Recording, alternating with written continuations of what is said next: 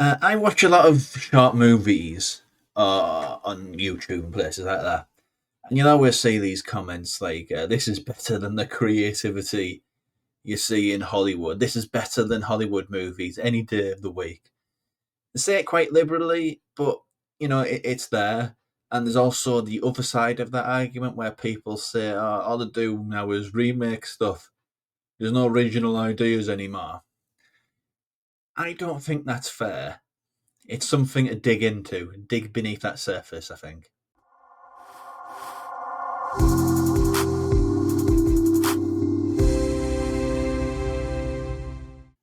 Hi, I'm Rob. I'm also Rob, and I've only got one T-shirt. Yeah. Why would you say that? I don't know. Why would I say that? I've seen you wearing that one where it's basically the Wizard of Oz, and you got the Tin Man and the rest of them holding up the ambulance for the heart. Yeah, I was called a creep for wearing that T-shirt before. Somebody just walked past me in town centre and called me a creep for wearing that T-shirt, and I thought, hey, that's good work, T-shirt. You've earned your keep. I mean, why? I thought it was a hilarious T-shirt. Yeah, well, people don't have a sense of humour, unfortunately. It's like the That's one that you've got where it's basically Joker from the Dark Knight and Yoda, yeah, or yeah. Yoda Well, wearing the Joker's makeup kind of thing. that one's looking a bit ratty these days. So Yeah. yeah, but that's not the point of this conversation or this Yes, episode it's of the not. Geek Show. No, it's not. My So t-shirt situation. Although, if you do want to send me t-shirts, I will never say no. I would just wear t-shirts. You say me, I'm yes, fine. Yeah, okay. Let's specify. You need to specify the size of the T-shirt, otherwise you're going well, to get. let's just hang that hook out there and see what happens, I'm just saying. I've been and given just hope T-shirts that in the past. a cat doesn't see that pink meat and scratch it with its claws out. So yeah. Uh, Yes. The point here today is it was just a conversation that we've been having and about sort of the creativity of Hollywood. You look at the cinemas now, and there's like a remake at the time of recording, anyway, of The Running Man. Yeah. Um, and there's a yet another adaptation of Frankenstein playing Netflix. And I know Hmm. people love Guillermo del Toro, but personally, I can't force myself to watch another Frankenstein adaptation. It's spread too thin. Well, I mean, it's the And most adapted novel in history, isn't it? no, that's Christmas Carol, which is knocking on double Oh, figures, treble figures, I think. is Christmas Carol on triple figures now? It's knocking on it, I think. It's certainly closer to it than Frankenstein is. I thought Frankenstein, because Frankenstein has adaptations galore. The And point I is, was, though, it's these things that people keep on going to. yeah, Like the idea that, franchises just run forever. There's no creativity. The reason why I wanted to bring it up is it's leading on from a conversation that we had a little while ago about basically the rise of independence, yeah, which is an odd phrasing, but what I meant by that is effectively look at the music industry, the whole idea of you needing to have that record label to break through. It doesn't exist anymore. I yeah, mean, record labels themselves have admitted they look for bands that basically already have a following on social media yeah, and then pick them up. So, digging beneath the surface there, what they're looking for is people who basically became big themselves, yeah, and then they're going to jump on board and then take all their profits. yeah, But I think people in the music industry, especially, are making that realization that they don't need anybody else to make it. Um, the movie industry is right in the middle of that, yeah, and the video game industry, I think, is taking baby steps in that direction. yeah. Not quite there I yet, think, but I think well, I think, this year's a real sort of sea change for the video game industry. It's yeah. going to push things, I think, in that Well, direction. I think one of the things with the video games industry, they've had an advantage over the music industry and the film industry and TV as well. Um, okay, yeah, there's Netflix and stuff like that for streaming and stuff, but the video games industry had Valve making Steam a long, long time ago, and Well, Steam I think basically became. independent movies existed long before Oh no, Steam I did. know, but distribution of independent movies was the problem. And what Yeah, I'm saying is for indie games in general, they had this accessible distribution system through Steam, which made it easier for people to play indie games. Yes, okay, they were still PC based, but it made them more accessible than they were ever before. But independent film, distribution of independent film is still a difficult thing. yeah. I mean, Okay, there's it's another easier now. context. Sorry, there's another context to this. Independent games are pretty much distribution method. They are leading the charge, but as Exactly. far as the realization that that's an option, Yeah, it's kind of muddy because there's just too many games being produced. exactly. The video game Um, industry is too big to accommodate yeah, everything that's active in it right now. yeah. Music is the same though. I mean, how many people go through Spotify's top 100 as Uh, opposed to or whatever's in the charts as opposed to exploring music properly? yeah, that's a different issue for a different day. But I think the movies are going through a moment Yeah, um, where I don't think independent film has been or is as important as it is now. That's a badly worded sentence, but you know what I mean. For a very, very long time, and yeah, all there's like good and bad sides of that. The bad side is just made our first short film, and the number of things being produced and sent to festivals is like two or threefold what it normally would be, which is pick when I do mine, will you, for this change? Great timing. But at the same time, it comes from sort of a bad thing. Well, not necessarily a bad thing. We'll get into it. It's basically a byproduct of the strikes, of the actors' strike and the writers' strike, and all of these things that are going on. I will say yes, but I think that again, even the strikes themselves, I think they're a result rather than a cause. So it's Oh a yeah, base. but it's basically the reason why it's like it is now. Yeah, Where I've talked to like filmmakers off camera, and they basically said they made movies for like under 10 grand with a 5 people crew, yeah, and they said we're sick of kind of waiting for the money men to say okay, we'll yeah. give you money to do this project, and then it gets lost in development hell, and then the funding falls through, and then this and that. There's this And whole like, generation of indie filmmakers now who it sounds ridiculous that they're just making stuff with their friends, but yeah, that's changed so much, and um, and it's much more professional than it gives the impression of being. yeah. The thing that bugs me about the film industry in particular, less so the other industries, but in particular the film industry and to a degree the TV industry, is how much of the decision making is in the hands of the money men who, All of for it. the most part, have no experience and no understanding of filmmaking. What they want Yeah. is the safe bet. Literally, You what see, they want he is is like something this that, wild. Here's this wild quote that backs up what you're saying. yeah, I think it was Frank Zappa in the 1960s or 70s. He said at that time that there was a whole bunch of basically the stereotype of the executive, the yeah, big fat guy chain smoking cigars, yeah, and he just said yes, yes to everything. He didn't yeah, care, and that's how you got this wild experimentation in the 60s and 70s as far as sort of what a mainstream movie was. yeah, And he said there's a time coming though when the people with the money have some sort of knowledge. yeah, And when that time comes, it's all going to be about profit chasing. yep.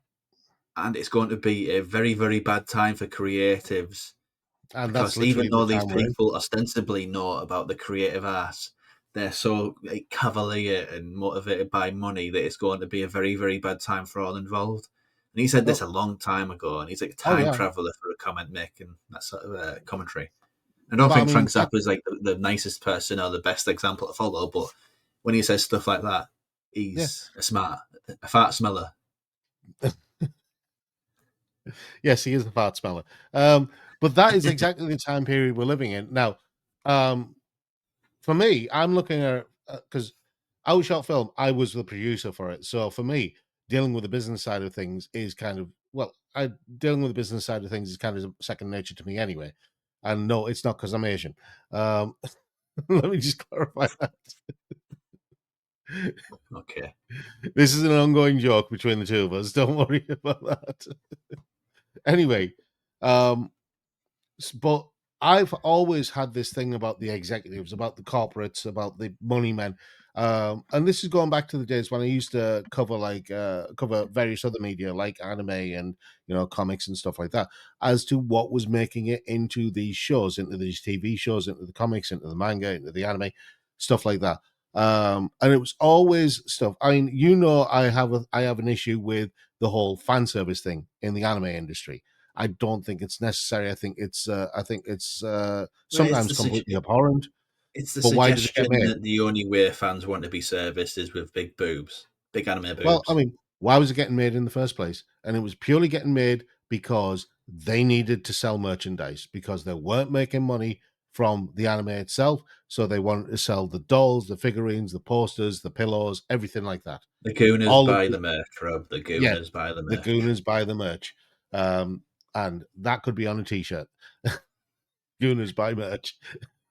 Yeah, But this is the thing: those decisions, because there was a phase in the anime industry and the manga industry where you could literally, for the female protagonists, they were literally cardboard cutouts of each other. You know, and when you look at the silhouette of them, in that Gintama episode, guess the character, you would not be able to tell which female character it was from which one because they were all the same shape and size, yeah, and that was all designed to sell merch cheaply and effectively. That was it. And that is the same kind of mentality that you have had in Hollywood because they learned it from Hollywood. This is where yeah, they learned it from. All of these things cascaded down. This is literally what trickle down economics is.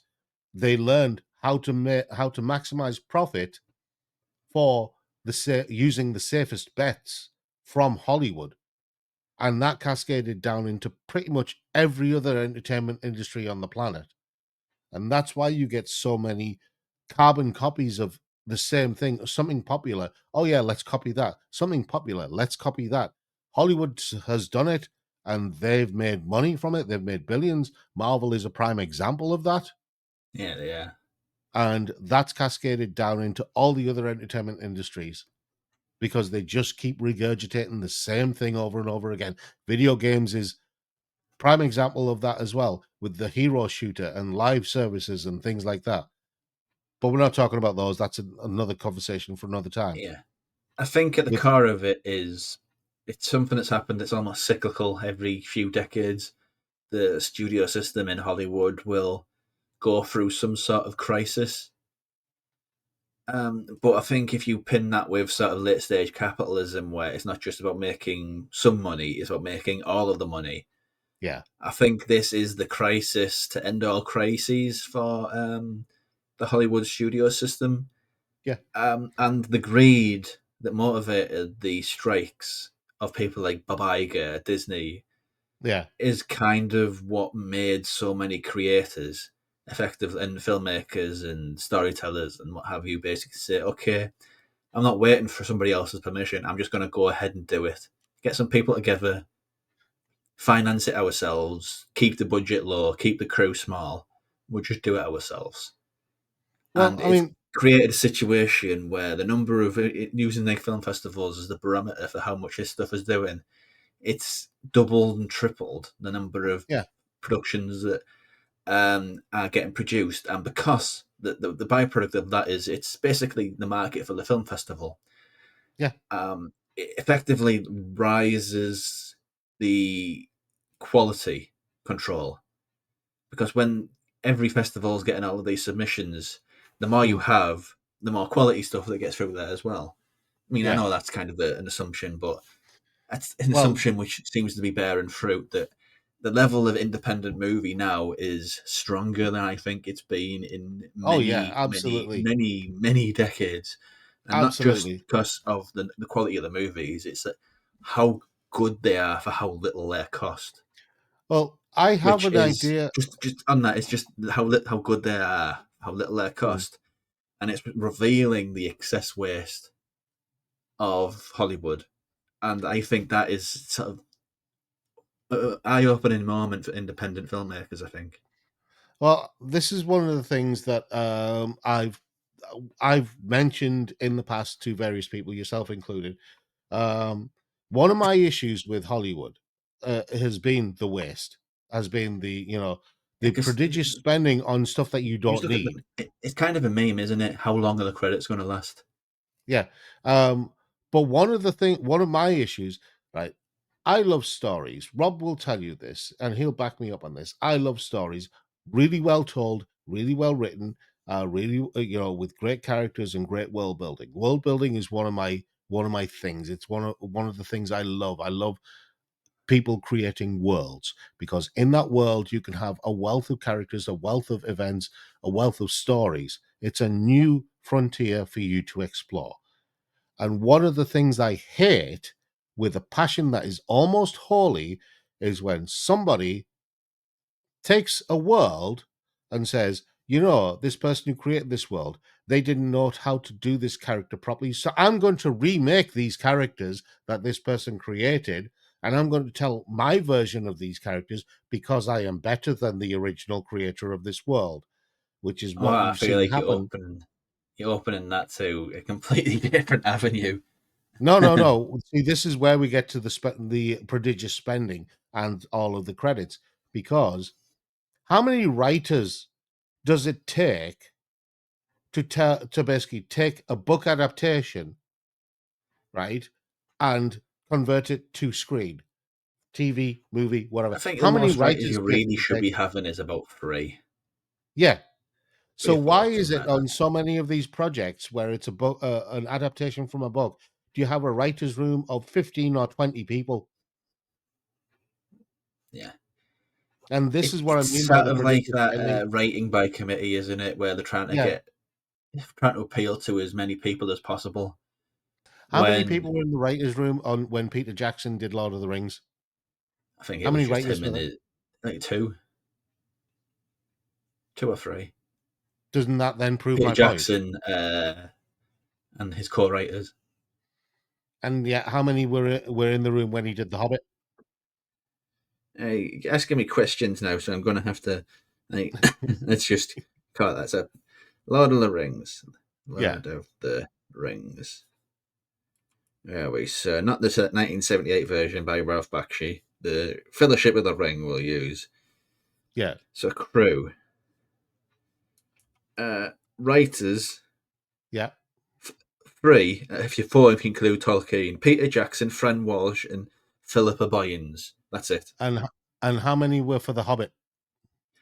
Three writers for Lord of the Rings, Fellowship of the Ring. So for The Hobbit, again, we'll use like the first one, An Unexpected Journey, as the Yeah, sort of use case. So we'll go to crew. Uh, Again, it's just three. Philippa Boyens, Peter Jackson, and Guillermo del Toro. So I think that's a bad example, but well, I've got um, Fran Walsh as well. Fran Walsh yeah. So apparently was a it's writer on there, so it's The Hobbit minimal. But and Lord of the Rings is a bad example, but I think oh in no, no, TV no, it's generally like the right sort of mentality. There's too no, many no, writers no. in TV writing Oh rooms. yeah, yeah. There's too many writers. The reason I used Peter Jackson's Lord of the Rings and The Hobbit as an example is because they primarily okay, The Hobbit took some liberties, extended a single book out to be a trilogy, but I think that was more an executive decision. I know Peter Jackson wasn't happy with that. You want a return um for it. yeah.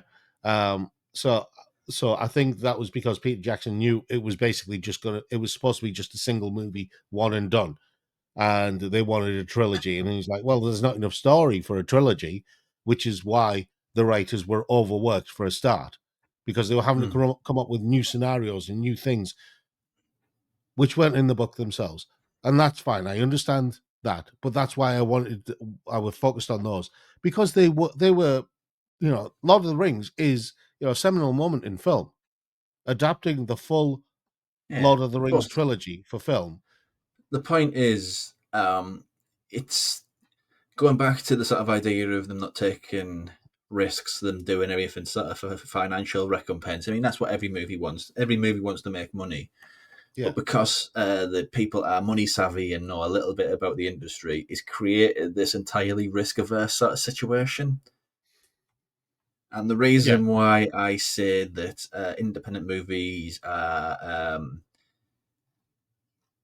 on a boom period are the best that they may have ever been. Maybe not consistently, but as far as sort of the riskiness nature, it's created this entire subculture in the filmmaking community across the world where there's so many movies now.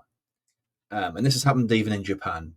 Like, there never yeah, used to be independent movies in Japan, but now it's much more of a thing. yeah, But the independent film situation across the globe has created so many movies where you look at it and you think, yeah, no studio would pay for that. yeah. And it's created this like platform, this industry standard, this freedom, really, for filmmakers to basically just have the weirdest and wildest ideas, and for there to be sort of a platform for them to express themselves. And that's before even mentioning the potential that YouTube holds as a complete market disruptor as far as the classic studio system goes. Yeah. Because if that can be properly tailored to sort of a film audience and film industry, a lot of the distributors should be very, very, very, very worried. Oh yeah, absolutely. But essence is the film industry is basically circling the drain, and there's a new, smaller, more compact, more lively little micro industry or industries. Every country has the potential to have them, just sort of growing and developing and burning with a hunger, Well, I really. mean, if you look on YouTube, for example, if you look at channels like Dust and Alter and channels like that, which do like independent short films, they basically platform independent short films directly on YouTube. Yeah. And they're starting to gain really, really big followings over time. Yes, they've been around for a while, but they have been gaining really big followings. What was it? The other one that does like the more drama comedic shots, Omeletto, was it? On Yeah, yeah, I've heard ITV. of them, yeah. Yeah, so they're starting to get really, really big uh, followings now. And then if you look on, say, TikTok and some of these other places, all of those. Okay, this is going to sound really, really strange, but there are awful, awful, really, really awful Chinese dramas, right? On these apps called Drama Box and stuff like that. They're really, really just stupid Days of Our Lives level storytelling, but they're kind of addictive because it's always like, oh no, this person has been ill treated and they died, but now they've been reborn in the past and they must right the wrongs and correct the family and stuff like that. It's all of that kind of bullshit. And then when you get like the English dub, it's always like Jessica, Alice, and Billy or Gary or I'm someone not like sure that. how that's relevant, but okay. I'm saying that these are all carbon copies, but they're churning them out like crazy, and they're Yeah, basically flooding. that is a historical thing. Studios have churned out things that make Yeah, money. yeah. Um, and I will talk about one particular studio because I found out their origins, which fits in exactly with what we're talking about.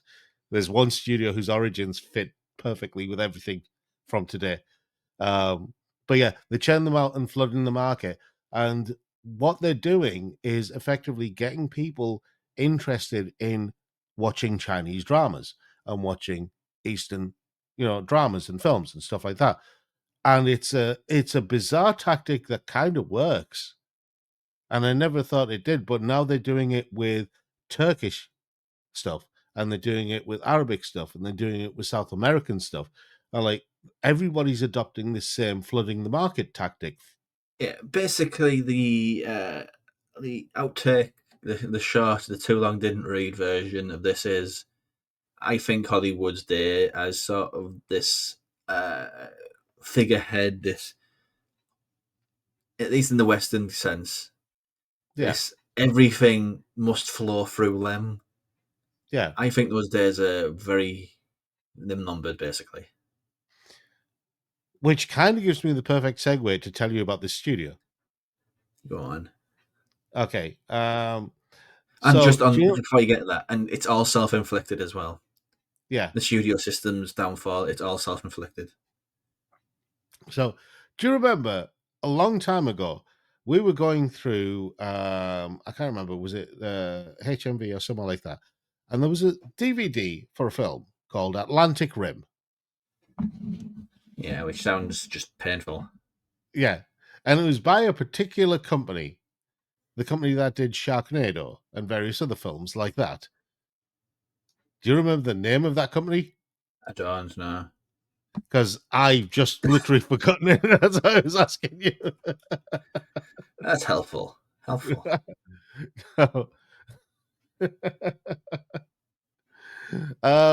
It's by the Asylum, right? Yeah, So, that sounds familiar. so Asylum are an interesting film studio, right? Because they churn out what's known as mockbusters, right? That's the official term for them is It is, yeah. mockbusters. And they're basically shitty, not even B movie level versions of these Hollywood blockbusters. In some cases, they're like C or D level, C or D level movies, not even B movies. But how they got started is very interesting because it literally ties into pretty much everything we talked about. So, the Asylum's first film. Would you like to guess what it was? Not a clue. It's an adaptation of another work that has been adapted a reasonable number of times. Very, very famous work of science fiction. It was War of the Worlds. Ah, yeah, that is a very common adaptation. Yeah. So they were working on an adaptation and they'd basically got most of the way through, the script and were in pre-production, stuff like that. And then they got an announcement. Steven Spielberg was working on War of the Worlds as well. And they went, oh shit, we can't release this now because there's no way we can compete with Spielberg. He's got all the money. And then a twist of fate happened for the Asylum, and this is what gave rise to the Mockbusters, because Blockbuster was still around at the time, and some executive at Blockbuster phoned the Asylum and ordered 100,000 copies of War of the Worlds because they Okay. thought they were ordering the Spielberg version of the film. Yeah, some intern cocked up there. Yeah. And this is what I mean by twists of fate. And so the Asylum went, you know what? Might as well finish the film and sell it.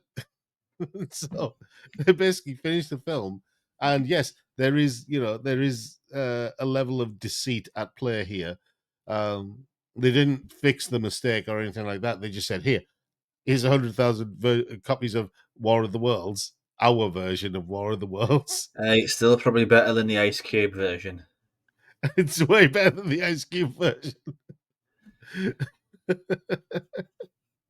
But yeah, and I mean, can you imagine the look on the executive's face when they put that version of War of the Worlds on and they just see the crappy CGI stuff like that? Oh, But yeah, yeah. that's how the Asylum started. And if that isn't a testament to Hollywood's largesse and Hollywood's just spendthriftness or whatever you want to call it, how they basically put money ahead of everything else and didn't bother checking Well, things. I think it's true of every industry. Some things become too large to function. Yeah. The video game industry is definitely suffering that. Oh yeah. Like so bad. And Yeah. the movie industry, yeah, it's definitely deep in that. and I think coming out the other side where independence can actually thrive. Yeah. I mean, the Asylum is what I like about the Asylum is they're doing all these crappy B movie level, sometimes not even B movie level films, and some of them are just original IPs. Sharknado, they made a mint from Sharknado. They made It's five just mints from Sharknado. They made five films.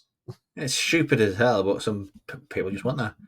Yeah, that's what some people want, and this is the thing.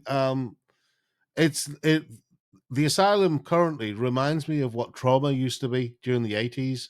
I mean, trauma still exists, not like it was, but it still No, exists.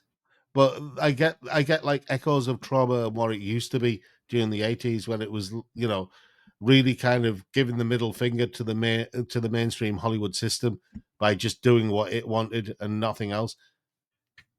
Yeah. At the end of the day, industries get too big and they Yeah, collapse under their own weight.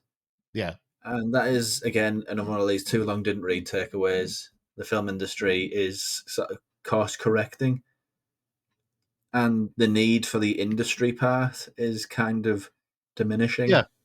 I mean, with the internet now, it's the democratization of media. I think has played a big part in It's what's vital happening part. now. Yeah, Yeah. and I think that because it's like with the music industry, people have realized that they can release their own songs and gain their own followings, and they don't need the executives in the music industry. They don't need record labels and contracts and stuff like that. They can put it out there themselves and build their own following. And plenty of people are doing that. And I think that's what's happening with the film industry now. People are realizing that they can put it out there themselves and build their own followings. And, you know, things like Patreon and Ko-fi and stuff like that really play a part in funding these things. Crowdfunding is a big part of what's going on now and how everything has changed. Yeah. There's more than that. Greenlight is another one, and Yeah, there's all more sort of film centric yeah, uh, versions. Just beware on those. There's lots of scam artists, but yeah. There's a lot of I scam think that's artists. always the true of these things. Yeah, But yeah, I think independent film. Long story short, this whole idea of the Hollywood system being awful and they just have no creativity, it's technically true because I think they're worried that they have to double down on what's familiar yeah, and don't credit audiences with any sort of intelligence. They just see them as pure meat puppets they make money out of. Whereas this industry, this side industry, which is saying, you know what, we'll take these chances and we'll do the movies that we wanted to do, and there's a growing audience for it. yeah. I mean, it's that safe bet mentality that's basically you know played a big part, a big driver in driving the people away from mainstream Hollywood. It's that old adage, isn't it? If you make something for everybody, you're making it for nobody. Yeah, I mean, just to kind of to round things off, I've mentioned K-pop Demon Hunters to you before, but somebody recently put out a video. I'll see if I can find it because if I do find it, I'll link it in the description. It wasn't it that Um, Sony Pictures basically had that, and then they said, "Yeah, we don't want this. It's not going to make any money." And then Netflix said, "Oh, you're going to leave that on the floor? We'll have it." yeah, Netflix literally went, "Are you going to eat that?" And then they but picked it up, and they've ate well off the back of yeah, K-pop Demon Hunters. well, not even that. Sony didn't even have confidence in the music of the film and sold the rights to that to a small label, and they've made a mint of it. I bet But you they that's have. not, yeah. If I can find the video that talks about that as well, I'll link it. But that's not the video that I'm talking about. The video that I'm talking about was talking about representation, and this is again tying into everything we were talking about. The safe bet, the lack of creativity, stuff like that. When you look at female characters in, say, Hollywood films, right, you don't really get many that are that we can relate to as good characters. They're either one or the other. There are very few that are actually good characters. I'm not saying that because I'm being misogynist or anything like that. I'm saying Yeah, I that mean, about just men on that, and just women. think of how many movies where they had like a female character, and you think that character wasn't in it enough. They were Yeah, totally overlooked. They didn't have exactly. enough scenes. They just were wasted. Yeah. It's a lot of times, Or right? Yeah, how many films where the character was female or male, and you're like, well, hang on, that character could have been played by either gender. You didn't have to specify the gender of that character. Could have that been any character character. could have been an email. Yeah, You know, with exactly. that fin on the And this ground. is what I mean by good character. I'm not talking about the gender. I'm talking about the character a good character? Again, stories for me are a primary thing. And then you got K-pop Demon Hunters, and somebody did their, looked at K-pop Demon Hunters and did a video comparing that with mainstream Hollywood representations of women, and said people love K-pop Demon Hunters because it's a good representation of female characters, because female characters are not perfect. You Yeah, don't the put them on a irony is pedestal and here. worship them. The irony is here. You could accuse Netflix, as the production stable, of Yeah. being just as guilty. I mean, you can. I mean, everything they do looks like bland and faded. Oh, what was that one that they had with Millie Bobby? Was it Millie Bobby Brown in Uh, Damsel? That was it. there was Yeah, another one as well. It was like the most expensive movie they did that had Chris, the worst Chris in. I can't remember his name. Pratt. Yeah, his name, named like he is. But that was another bomb. But as far as their acquisition strategy, Netflix are Yeah, much shrewder, and that's what yeah, K-pop Demon Hunters is and represents. yeah. But I mean, people love the characters in K-pop Demon Hunters because they're not perfect. They're not put on a pedestal. They show the flaw. I mean, there's one scene right at the beginning where the three main female characters, they're basically they're stuffing their faces with food and they're chewing with their mouth open, and then at the end of that, they all burp. And like, these are things that you don't see in Hollywood films. You don't see female characters who are human. Hmm. They're all perfect in some way. And like, well, I don't relate to perfect because I'm not perfect. No, you're not. I'm also not a woman, but No, I'm no. just going based on what this video said. I'll link the video in the description anyway. So watch it at your leisure. But yeah, I think we're at this point now where Hollywood is effectively outliving its usefulness, Yeah, and that is the final point. I think yeah, Hollywood that's has outlived its usefulness, yes. and It's time for something new is climbing out of the ashes.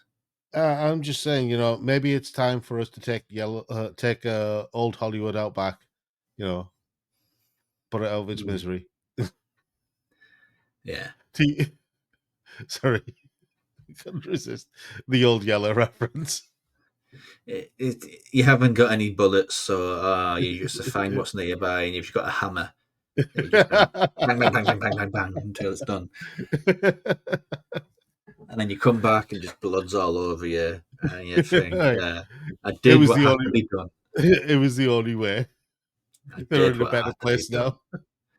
Hollywood's in a better place now. Yeah. Is that a bit of Hollywood's brain on your t-shirt? It's in a better place now.